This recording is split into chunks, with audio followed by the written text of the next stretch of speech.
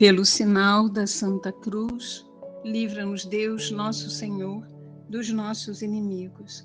Em nome do Pai, do Filho e do Espírito Santo. Amém. Somos nada, Deus é tudo. Pai, te amamos.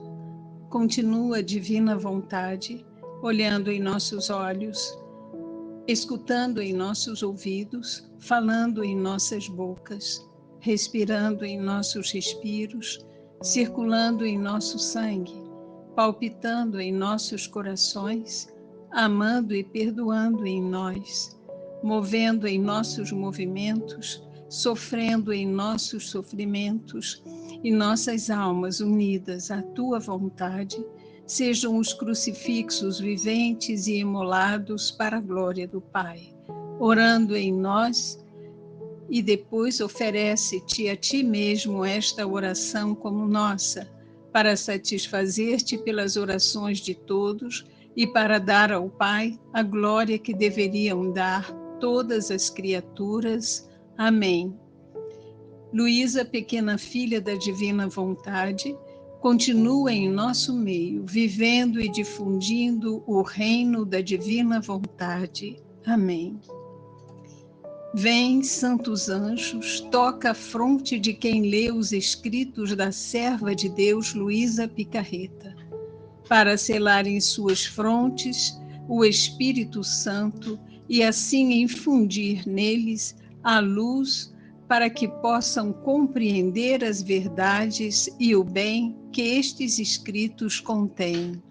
Luz da sabedoria eterna, nos revela o grande mistério de Deus Pai e do Filho, unidos em um só amor. Amém. Fiat, fiat, fiat.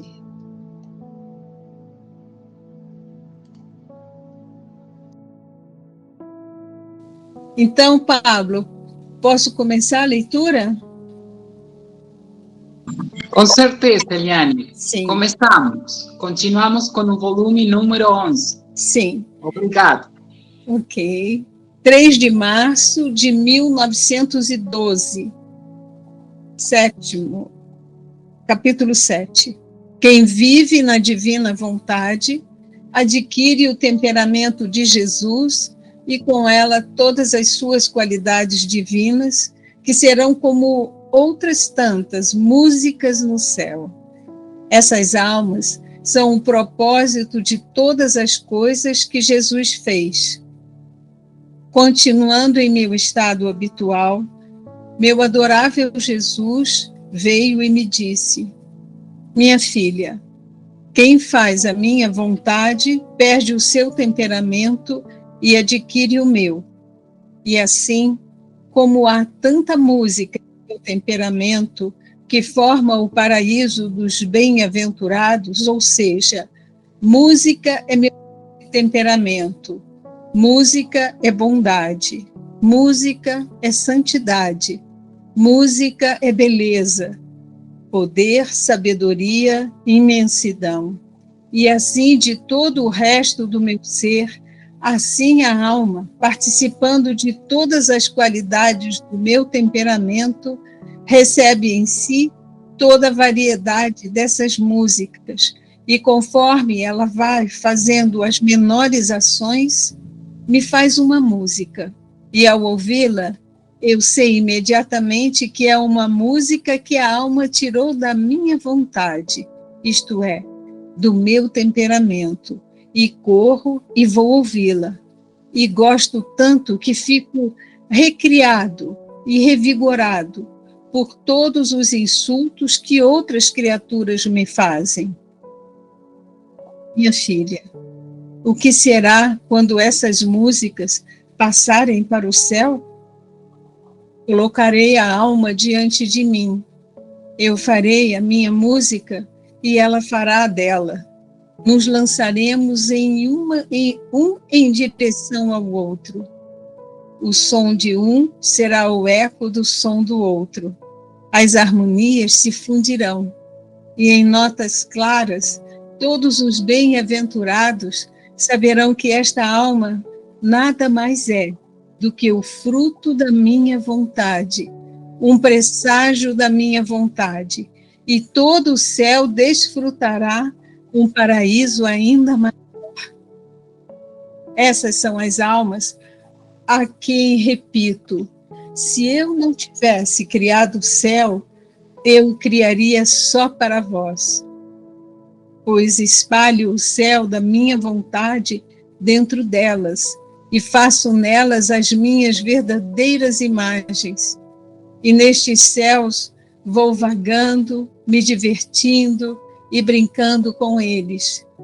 A estes céus, repito, se eu não tivesse me deixado no sacramento, teria me deixado só por vós, porque eles são meus verdadeiros anfitriões, e eu, assim como não poderia viver sem um querer, também não posso viver sem esses céus da minha vontade.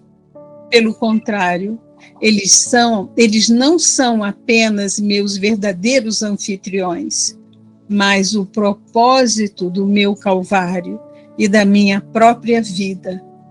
Estes céus da minha vontade me são mais caros, mais privilegiados do que os próprios tabernáculos e as próprias hóstias consagradas.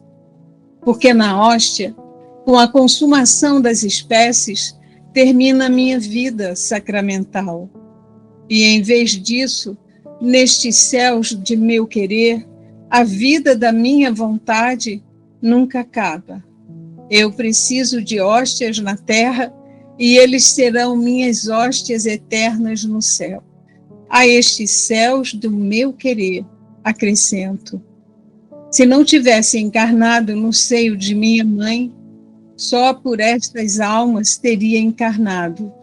Por estas teria sofrido a paixão, porque nelas encontro o verdadeiro fruto da minha encarnação e paixão. Fiat. Fiat. Muito obrigado, Eliane. Então, continuamos com o volume 11, a leitura 9. Aqui o ensinamento sobre intercâmbio, dizemos em espanhol, troca de temperamento. Continuando em meu estado habitual, meu adorável Jesus veio e me disse: minha filha, quem faz a minha vontade perde o seu temperamento e adquire o meu.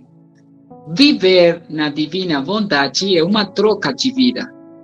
Portanto, de temperamentos. Eu recebo vida divina, vontade divina, temperamento divino, que está constituído por sua divina vontade, Deus.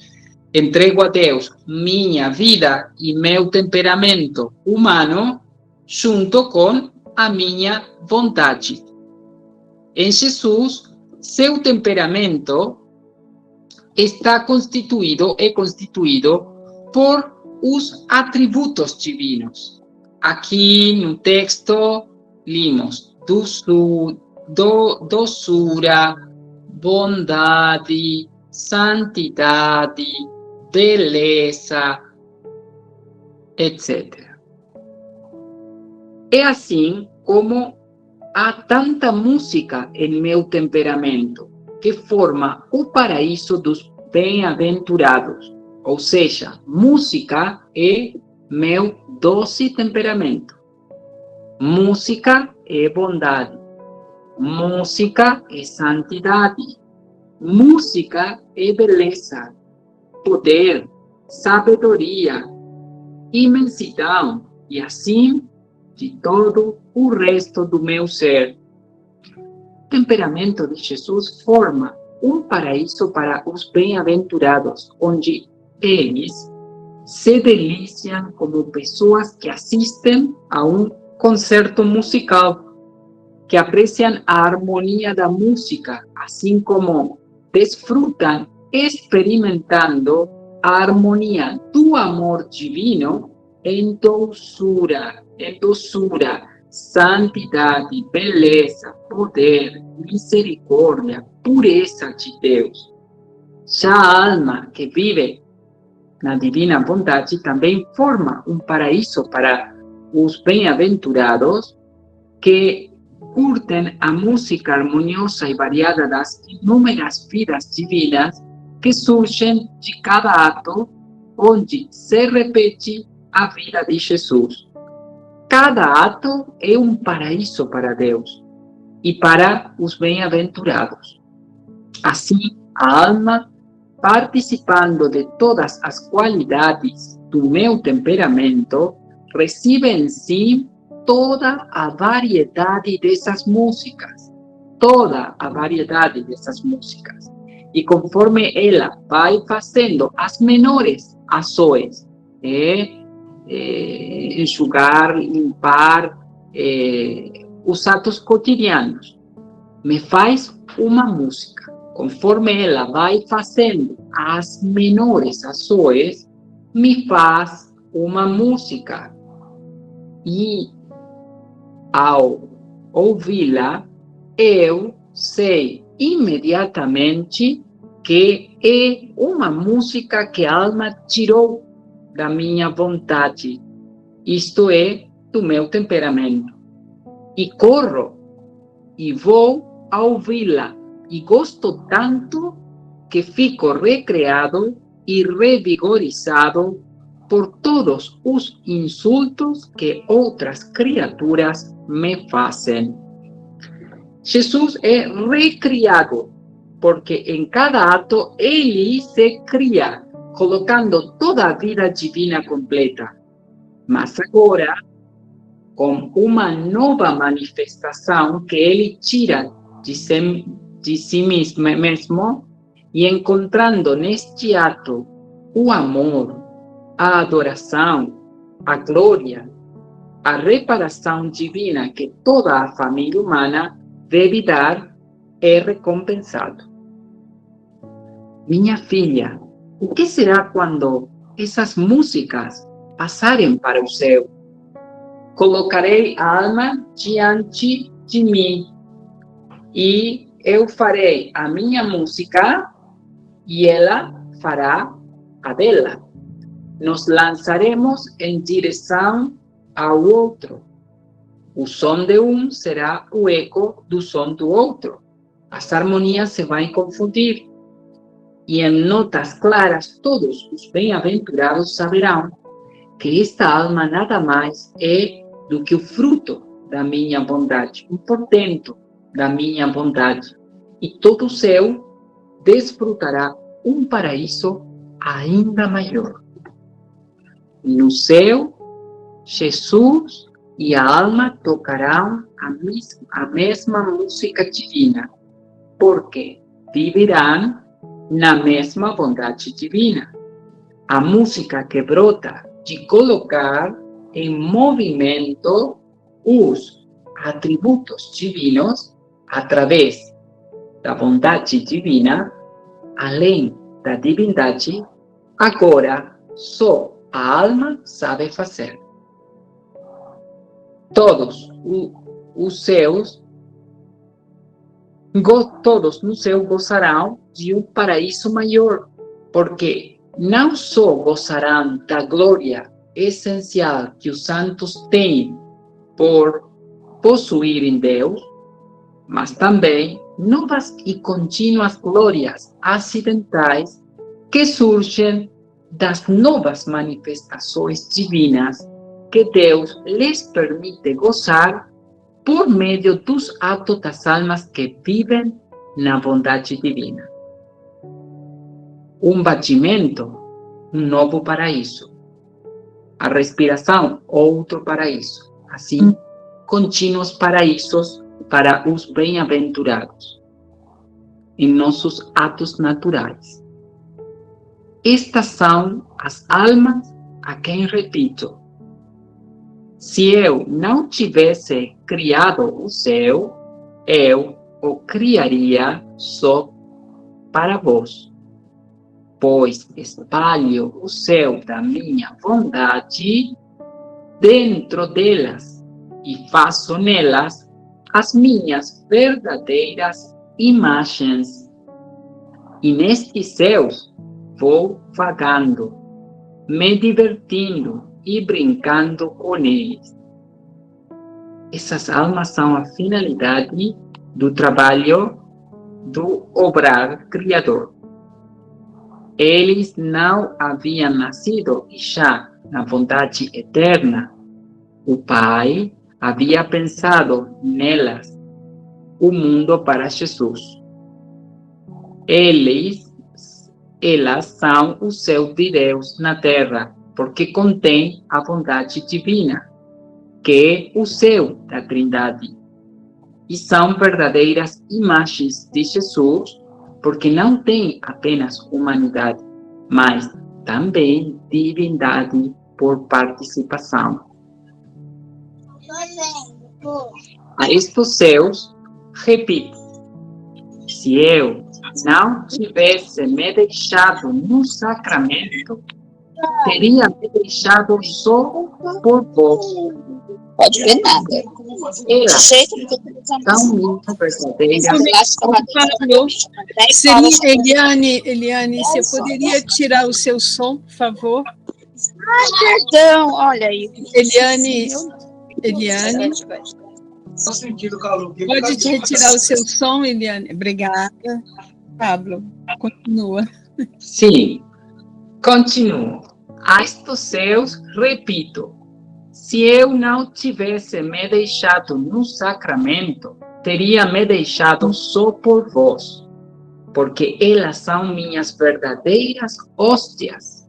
E eu, assim como não poderia viver sem um querer, também não posso viver sem estes céus da minha vontade.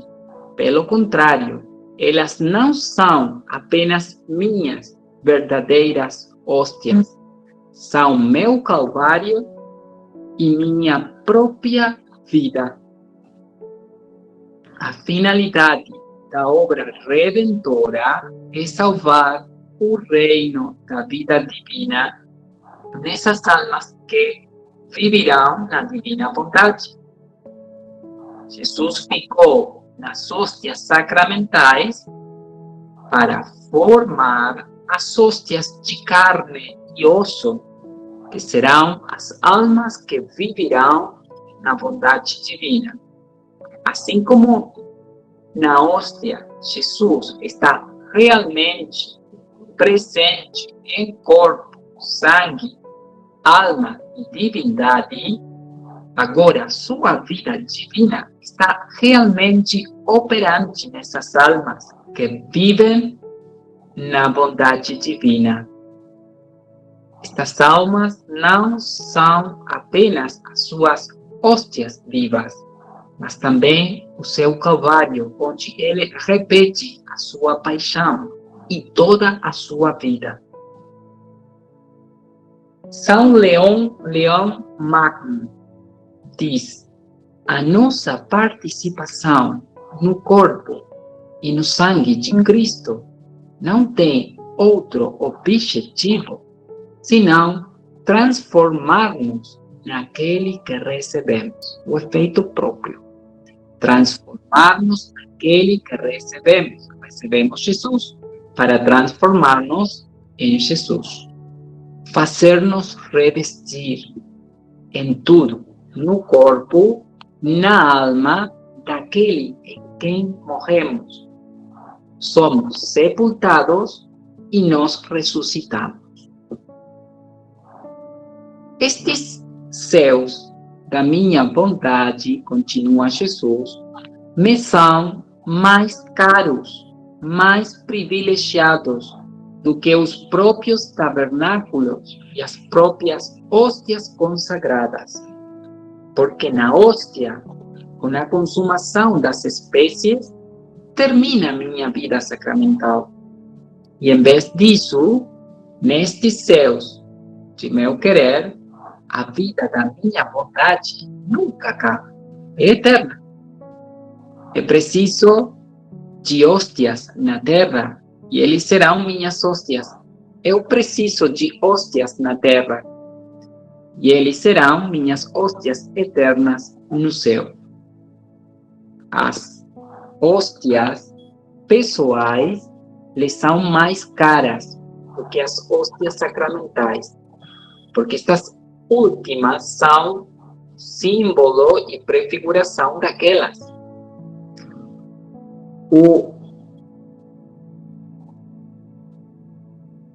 A hóstia não tem inteligência, memória, vontade para se fundir e corresponder livremente à vontade de Deus. Não é pessoa.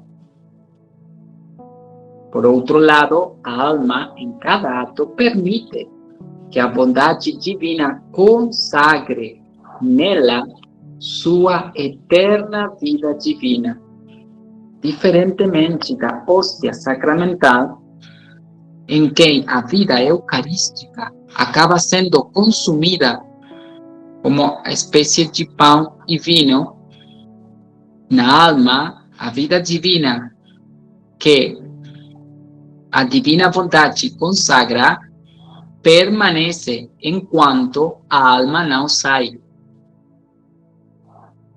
Se a alma morre no divino querer, será uma hóstia eterna no céu. A estes céus de meu querer acrescento: se não tivesse encarnado no seio de minha mãe, só por estas almas teria encarnado, por estas teria sofrido a paixão, porque nelas encontro o verdadeiro fruto da minha encarnação e paixão.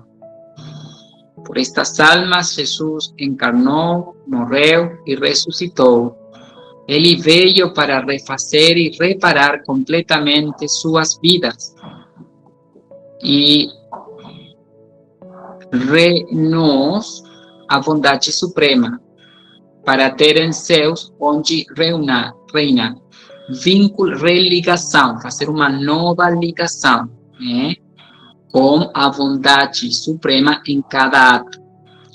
O fruto pleno de sua paixão é encontrar a alma ressuscitada, vivendo no reino da divina santidade. Enquanto as almas não viverem voluntariamente em sua vontade, Deus não terá seu paraíso na terra e verá a obra de criação e redenção não cumprida em relação à criatura. Agora vamos continuar com a leitura número 10, de 8 de março de 1912. Sim. Como Jesus foi uma vítima em sua vida oculta, torna-se vítima que equivale a um segundo batismo, com efeitos maiores do que o próprio batismo, o que anula o estado de vítima. Hoje, rezando pela manhã, o padre Genaro, que é o nome dele, ofereceu como vítima a Nosso Senhor. E eu estava rezando e oferecendo para que o aceitasse. Então, meu sempre amável Jesus me disse: minha filha, eu aceito de bom coração. Expresse a ele que sua vida não será mais dele, mas minha. Pelo contrário, escolho-o como vítima da minha vida oculta. Minha vida oculta foi vítima de todo o interior do homem, de modo que me satisfez pelos maus pensamentos, desejos, tendências, afetos. Tudo que o homem faz externamente nada mais é do que a saída do seu interior. Se tanto mal é visto por fora, o que será do interior? Portanto, a reconstrução do interior do homem me custou muito. Basta dizer que empreguei a prolixidade de 30 anos. Meu pensamento, o batimento cardíaco, a respiração, o desejo, sempre se empenharam em correr perto do pensamento, da palpitação do coração, da respiração, do desejo do homem para repará-los, satisfazê-los e santificá-los. Então, o escolho vítima para este ponto da minha vida oculta. Portanto, eu quero todo o seu interior comigo, unido e oferecido a mim, para satisfazer-me pelo mal interior de outras criaturas. E deliberadamente o escolho para isso, porque sendo sacerdote, conhece mais que os outros o interior das almas, a podridão, o lodo que há dentro delas, e por isso pode saber mais quanto me custou este meu estado de vítima, da qual eu quero que ele participe, não só ele, mas outros, ainda que ele aborda. Minha filha, diz-lhe a grande graça que lhe fiz ao aceitá-lo como vítima, porque tornar-se uma vítima nada mais é do que um segundo batismo, aliás, com efeitos, mais do que o batismo, porque é uma questão de ressuscitá-la em minha própria vida, e como vítima deve viver comigo e de mim. É necessário que eu a lave de todas as manchas, dando-lhe um novo batismo e fortaleça-a na graça, para poder admiti-la a viver comigo. Então, de agora em diante, o que quer que ela faça, nada mais dirá que é coisa dela, senão minha. Portanto, se rezar, se falar, se trabalhar, dirá que são coisas minhas. Então Jesus olhou em volta e eu, o que está olhando, ó Jesus? Não estamos sozinhos? E ele, não, há pessoas. Eu as atraio ao seu redor para tê-las mais perto de mim. E eu, tu a amas?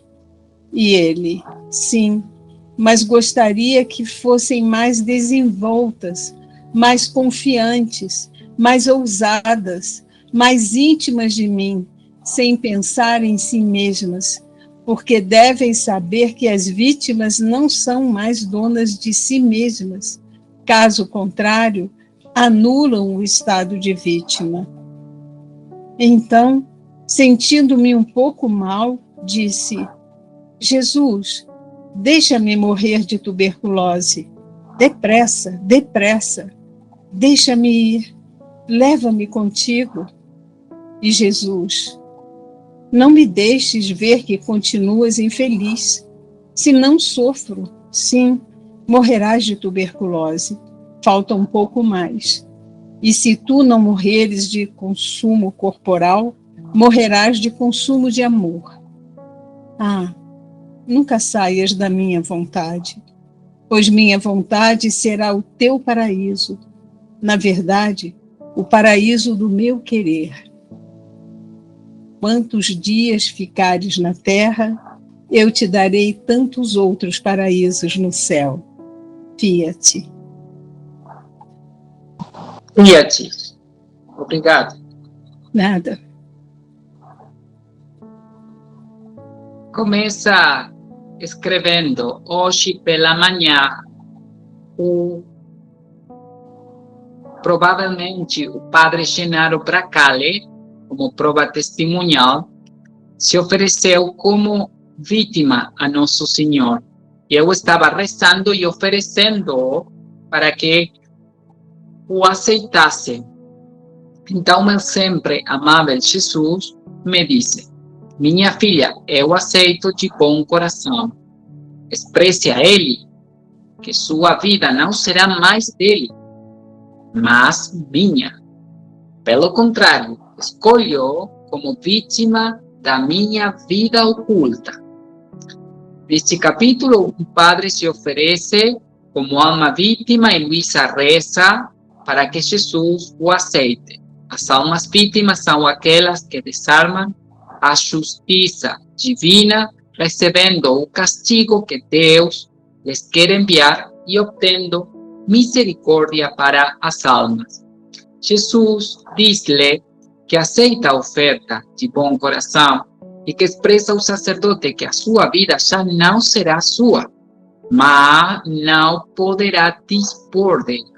Mas todos os direitos lhe pertencem para reproduzir a própria vida em a vítima pertencerá a Jesus.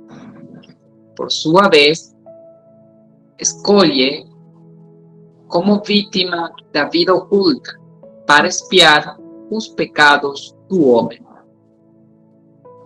Continua falando sobre a vida oculta. Minha vida oculta foi vítima de todo o interior do homem, de modo que me satisfez pelos maus pensamentos, desejos, tendências, afetos, tudo o que o homem faz externamente, nada mais do que desabafo do seu interior. Tudo o que o homem faz externamente, nada mais é que esse desabafo do seu interior. Só se tanto mal é visto por fora, o que será do interior que está oculto? Satisfazer é pagar algo inteiramente. Não temos mais dívidas. Jesus veio pagar toda a dívida de vida divina que o homem lhe devia por um ato que não foi realizado na divina bondade. Cada ato é uma dívida divina, seja um ato bom ou mau. Não sendo fundido, era uma vida divina que faltava. É por isso que ele vem reparar e refazer toda a nossa vida humana, que estava fora da divina bondade. Portanto, a reconstrução do interior do homem me custou muito. Basta dizer que empreguei a prolixidade de 30 anos. A paixão começa no ventre materno.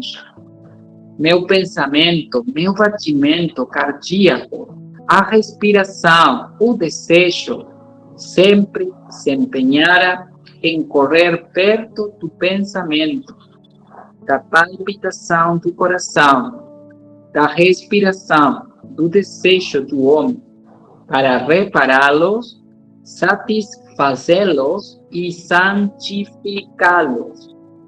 Toda alma que vive na divina vontade é uma alma vítima, não em sentido material, mas no sentido espiritual, a menos que Jesus determine o contrário. Repetimos o vitimado de Jesus em todos os nossos atos, naturais ou espirituais, conscientes ou inconscientes, reparando, satisfazendo os maus atos e santificando os bons atos com a vida divina.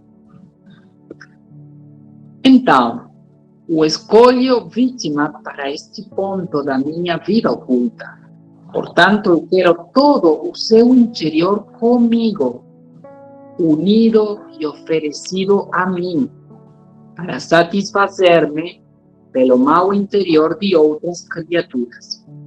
E deliberadamente o escolho para isso, porque sendo sacerdote, conhece mais que os outros o interior das almas, a podridão, o lodo que há dentro delas. Por isso, pode saber mais quanto me custou este meu estado de vítima, da qual eu quero que ele participe, não só ele, mas outros ainda que ele aborda. Como sacerdote, confessando as almas e conhecendo o interior delas, pode ir reparando e reconstruindo, refazendo suas vidas. Por isso, o chama a participar daquilo que Jesus fez em seus mais de 30 anos de vida oculta, contando os 9 meses no ventre materno. E por meio dele, outras, provavelmente padres, com quem você tem contato, os associe a este ofício. Os leigos, pelo nosso batismo, somos sacerdotes, profetas e reis. E também, fundidos na divina bondade, repetimos este ofício de refazer o interior do homem. O sacerdócio comum. O sacerdócio sacramental e sacerdócio ministerial. Número 783 do Catecismo. Jesus Cristo é aquele que o Pai ungiu com o Espírito Santo e constituiu sacerdote, profeta e rei. Todo o povo de Deus participa destas 3 funções de Cristo, com as responsabilidades de missão e de serviço que delas resultam. Minha filha, diles a grande graça que lhes faço ao aceitá-lo como vítima, porque tornar-se uma vítima nada mais é do que um segundo batismo, aliás, com efeitos mais do que o batismo, porque é uma questão de ressuscitá-la em minha própria vida. E como a alma vítima deve viver comigo e de mim, é necessário que eu a lave de todas as manchas, dando-lhe um novo batismo e fortaleça-a na graça para poder admiti-la a viver comigo. Então, de agora em diante, o quer que ela faça não dirá mais que é coisa dela, senão minha. Portanto, se rezar, se falar, se trabalhar, dirá que são coisas minhas de Jesus. O vitimado é uma graça muito grande, um novo batismo para a alma com efeitos maiores, porque no batismo de água se apagam da alma os pecados pessoais. Ser recebido na idade adulta, além do pecado original, mas fica a concupiscência, tendência ao mal. Aqui, ao aceitá-la como vítima, a alma é reafirmada na graça, livre do pecado e da concupiscência, desde que permaneça fiel à sua nova vocação. Por isso, tudo o que ela fizer, será de Jesus na criatura. Então, Jesus olhou em volta e eu: o que estás olhando? O Jesus: não estamos sozinhos. E ele: não, há pessoas. Eu as traio ao seu redor para tê-las mais perto de mim. E eu: tu as amas? Ele: sim, mas gostaria que fossem mais desenvoltas, mais confiantes, mais ousadas, mais íntimas de mim, sem pensar em si mesmas, porque devem saber que as vítimas não são mais donas de si mesmas. Caso contrário, anulam o estado de vítima, voltam à vida humana. Jesus olha através dos séculos para as almas que atrai em torno de Luísa para as manter mais próximas de si. Almas que participarão da sua condição de vítima. Entre eles, podemos nos ver que, através da leitura dos escritos de Luísa, nos chama a viver fundidos nele e a repetir seu vitimado. mas exige que essas almas sejam mais abertas, espontâneas, desenvoltas, confiantes, abandonadas, ousadas para desarmar a justiça divina e obter misericórdia, mas íntimas dele, almas interiores, escondidas, e sem pensar em si mesmas, buscar benefícios ou ter interesses pessoais. Caso contrário, elas anulariam o status de vítima. Esta graça deve ser conservada com o martírio da atenção e da fidelidade contínua. Então, sentindo-me um pouco mal com tosse, disse: Jesus, deixa-me morrer de tuberculose. Em espanhol, a tradução de tese. Física. Falta, Jesus diz, falta um pouco mais, né? Deixa-me morrer de tuberculose física, depressa, deixa-me ir, leva-me contigo. E Jesus, não me deixes ver que continuas infeliz, senão sofro. Sim, morrerás de física, falta um pouco mais. E se tu não morreres de consumo corporal, morrerás de consumo de amor. Nunca saias da minha vontade, pois minha vontade será o teu paraíso. Na verdade, o paraíso do meu querer. Quantos dias ficares na terra, eu te darei tantos outros paraísos no céu. Como Luísa está com tosse, pede-lhe que morra de tese para ir para o céu com ele. Jesus diz-lhe que ela vai morrer, se não de consumo corporal, pelo menos de consumo de amor. Mas que falta um pouco mais. Este pouco mais durou cerca de 35 anos, no maior parte dos quais continuou escrevendo os cadernos do livro do céu. Jesus recomenda que ela nunca saia do paraíso da sua vontade e que por quantos dias Luísa ficasse na terra, tantos outros paraísos Jesus lhe daria no céu. Então, com nossos atos, vamos formando o paraíso que gostaremos do céu. Este sacrifício de permanecer na terra será recompensado com um aumento de vida divina. Também para nós, cada ato que fazemos na vontade divina é um paraíso a mais que desfrutaremos no céu, porque cada ato tem Deus como ator e encerra Deus todo, sua vida divina com todos os atributos que produzem novas harmonias e música divina que nos alegraremos para todo o sempre.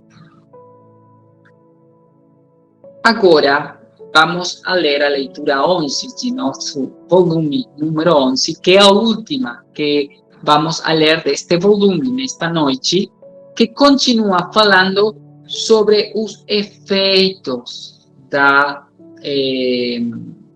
vocação de alma vítima, deste ofício de vítima. Continua falando sobre o batismo que recebe a alma vítima. Continuamos, Eliane, por favor. Obrigado. 13 de março de 1912, o batismo de vítima, que é de fogo, tem seus efeitos maiores do que o batismo de água. Continua Jesus a falar do estado de vítima, a dizer-me: minha filha, o batismo de nascimento é com água, portanto, tem a virtude de purificar, mas não de remover as tendências e paixões. Por outro lado, o batismo de vítima é um batismo de fogo, ou seja, não só tem a virtude de purificar, mas também de consumir quaisquer que sejam as paixões e más tendências. Na verdade, eu mesmo batizo parte por parte. Meu pensamento batiza o pensamento da alma vítima. Meu batimento cardíaco batiza a palpitação do coração dela. Meu desejo, seu desejo, e assim por diante de todo o resto. No entanto, este batismo realiza-se entre mim e a alma, consoante ela se entregue a mim e não volte a tomar o que me deu. É por isso, minha filha, que não sentes as más tendências e assim por diante. Isso vem do estado de vítima, e digo isso para o seu consolo. Portanto, diga ao padre Genaro para ter cuidado, que esta é a missão das missões e o apostolado dos apostolados. Eu o quero sempre comigo e todo atento a mim. Fiat. Fiat. Vítimas da vontade humana, uma crucifixão contínua de nosso querer humano, né? Continua Jesus a falar do estado de vítima. Aqui, nesta leitura, vamos a ter as diferenças. Neste capítulo, estabelece as diferenças entre o batismo sacramental e o batismo que a alma vítima recebe. O batismo sacramental é de água. Apaga o pecado original, mas permanece uma tendência ao pecado, a concupiscência. Faz-nos nascer para a vida divina e recebida uma vez na vida e de uma só vez. É recebida uma vez na vida porque é um sacramento que imprime caráter. No Catecismo da Igreja Católica 1280, fala sobre o caráter, o sinal espiritual.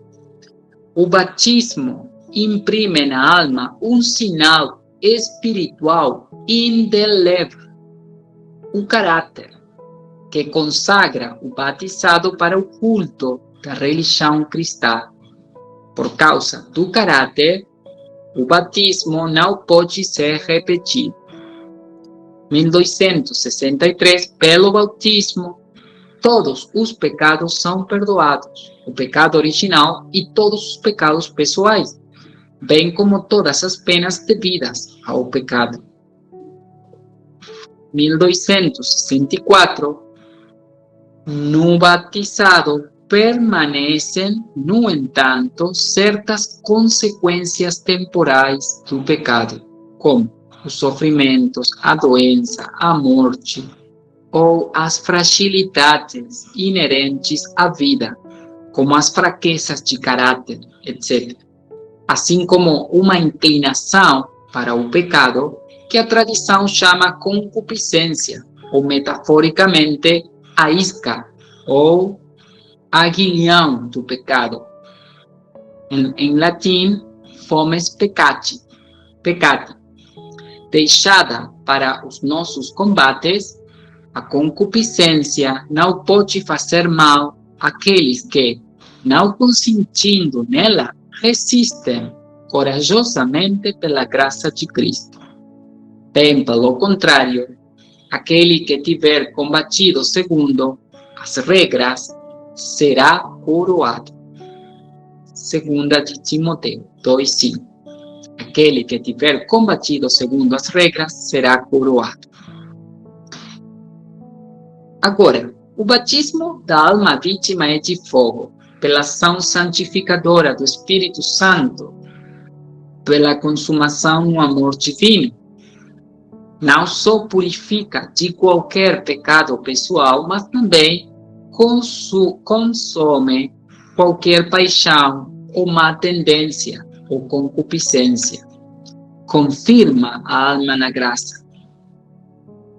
Jesus, como sumo sacerdote, batiza essa alma ato por ato.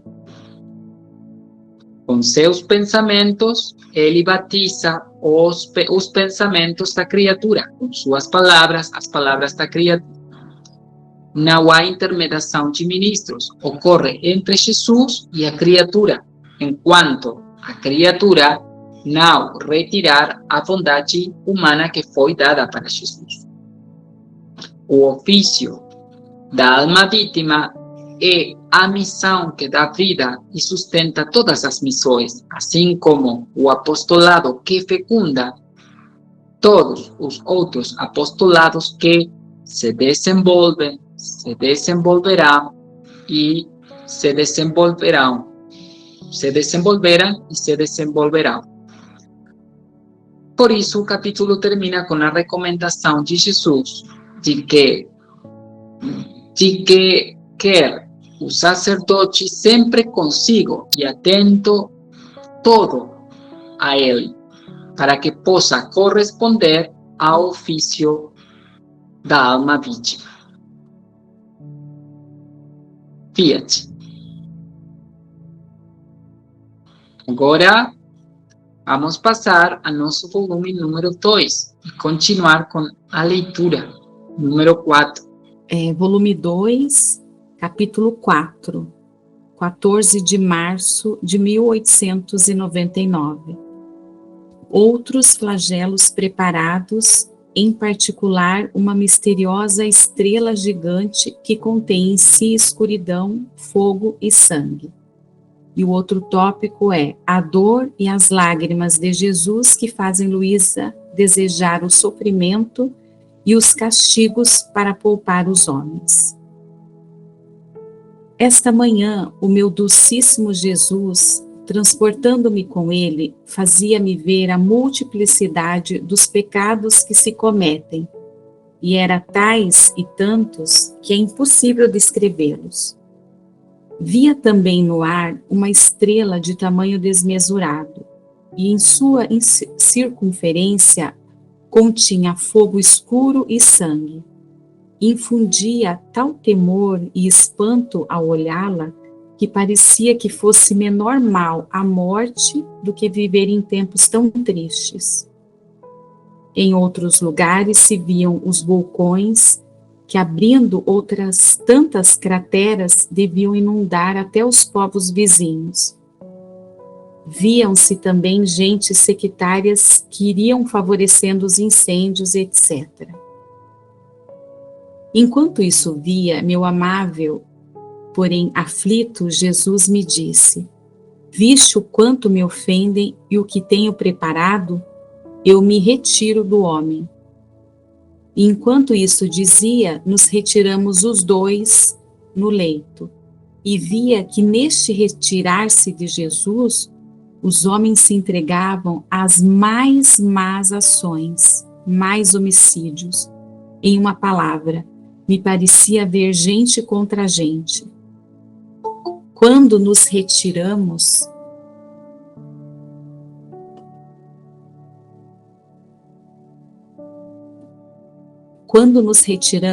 parecia que Jesus se colocava em meu coração e começava a chorar e a soluçar, dizendo: ó homem, quanto te amei!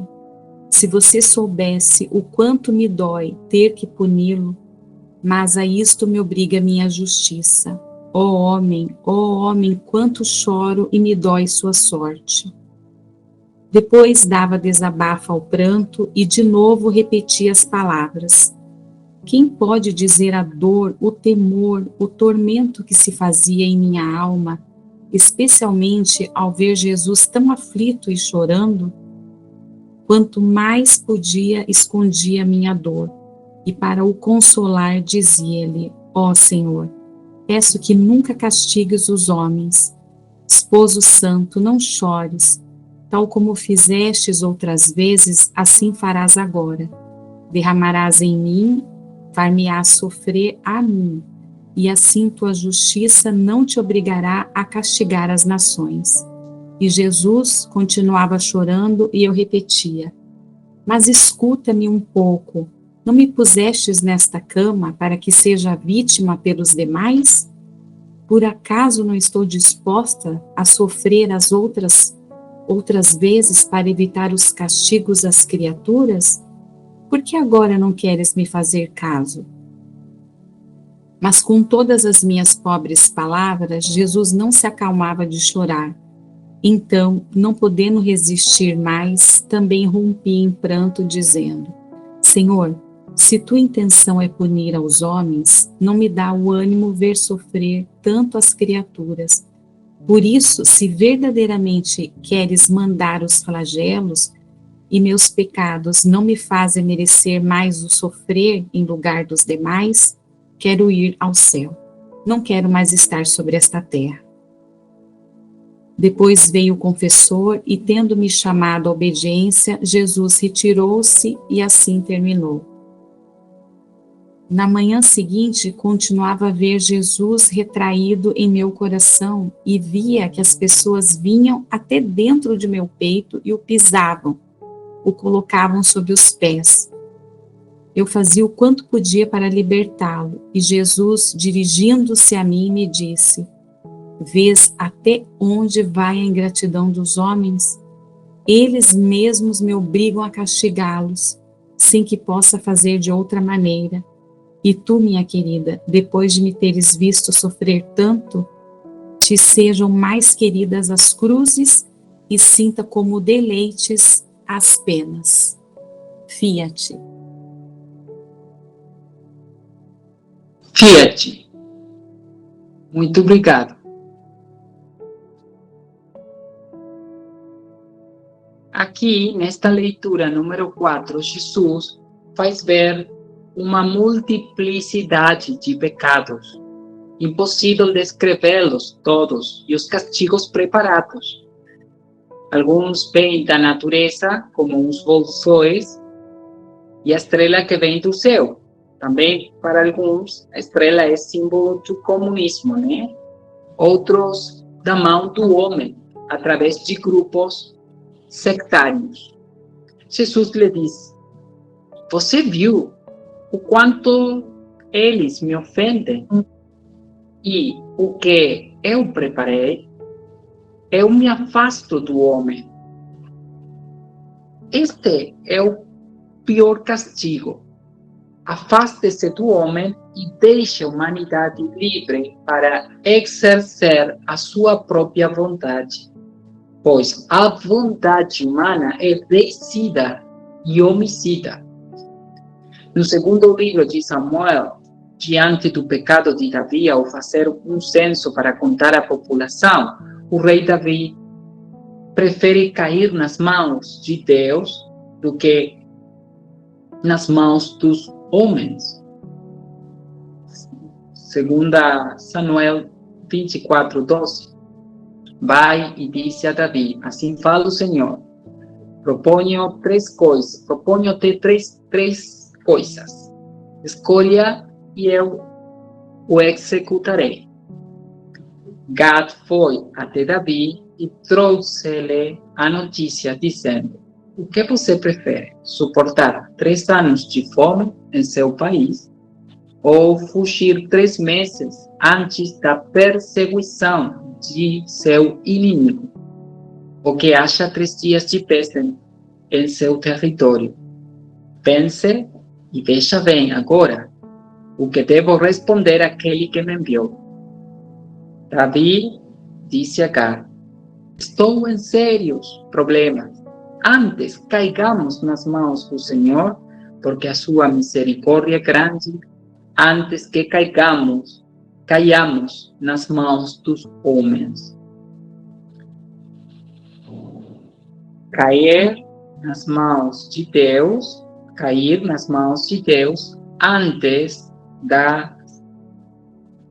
antes do que cair nas mãos dos homens. Jesus se recolhe ao coração de Luísa na leitura. A maldade do homem contra o homem aumenta e ela chora porque ama o homem. mas se sente compelida pela justiça divina a castigá-lo. Seus atributos, Deus, se sente compelido, Jesus, pela justiça divina a castigá-lo. Ele chora. Seus atributos são equilibrados. Sua justiça e misericórdia, sua justiça é misericordiosa e sua misericórdia é justa. Deus não pode ser mais misericordioso do que justo, porque porque seria uma imperfeição nele. Um Deus bonachão, dizemos aqui, de boa índole, né? Já bom por demais. Nem ele é mais justo do que misericordioso, no sentido de tirano. Sempre justiça e misericórdia em equilíbrio. Quando a justiça divina é transgredida com o pecado, essa ofensa deve ser reparada. E as pessoas que cometem a culpa devem ser punidos. Jesus, como Cordeiro de Deus, assume sobre si o castigo e paga por nós. Ele satisfaz a justiça divina. Agora devemos ter misericórdia de Deus, vivendo em santidade e não atualizando a ofensa com novos pecados pessoais, vivendo a santidade divina. Ele chora porque ama o homem e Jesus não quer castigá-lo, né? Estas lágrimas comovem Luísa e ela se oferece para sofrer o castigo, para libertar seus irmãos. Deus não pode cobrar a mesma dívida de duas pessoas, porque seria injusto. Se a cobra da Luísa, as outras estão livres. Destacamos a vontade de Luísa de sofrer ela mesma e não os outros. Da mesma forma, também nós devemos estar dispostos a renunciar sempre à nossa vontade humana, mesmo que isso nos faça sofrer, e que essa renúncia seja uma reparação para aqueles que nunca renunciam à sua vontade humana. Na manhã seguinte, ela continuou a ver Jesus retraído em seu coração e a ingratidão dos homens que foram a seu coração para pisar nele. O que nos mostra que a humanidade também espezinha as almas vítimas que em sua infinita misericórdia são o para-raios da justiça divina. Eles não apenas mataram e perseguiram Jesus, mas também os novos Jesus Cristos que se oferecem pela humanidade. E você, minha querida, depois de ver-me sofrer tanto, as cruzes serão mais amadas para você, e você sentirá a tristeza, as penas, como delícia. O ensinamento final: ame a cruz e deleite-se nas dores. Amar ser crucificado em nossa vontade humana e ver com deleite divino como essas dores, esse sofrimento, servirão para alcançar o reino da divina vontade para meus inimigos. Essas penas devem ser voluntárias, não forçadas. Traições, humilhações, desprezos, infidelidades, etc., venham a mim. Não devo me resignar a elas, mas dizer: em tua divina vontade, eu quero sofrer essa traição, eu quero sofrer essa humilhação, essa infidelidade do meu marido, para renovar o pleno fruto de sua paixão para o bem dele e de todas as almas de todos os tempos. Fiat.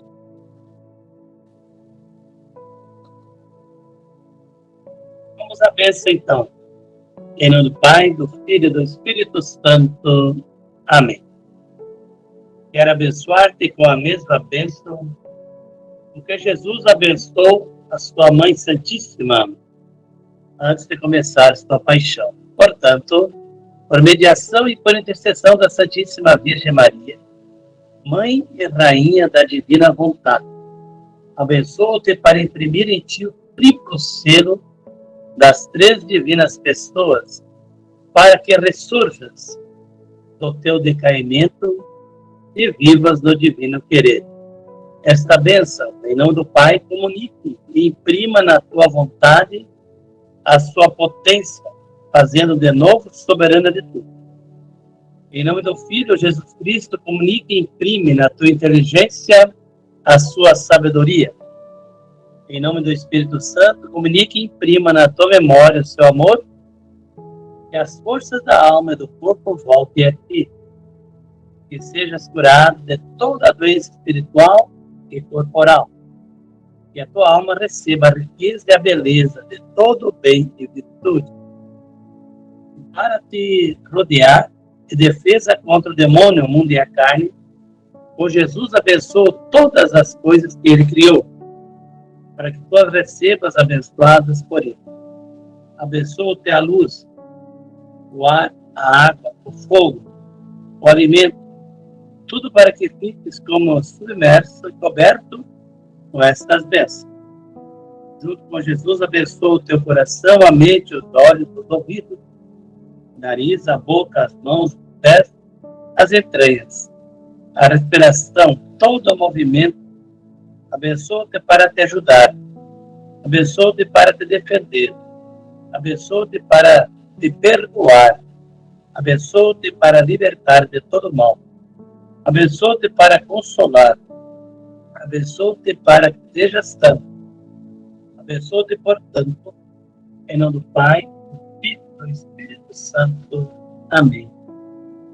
Glorificar a Deus com a vossa vida, permanecer em paz, o Senhor os acompanhe.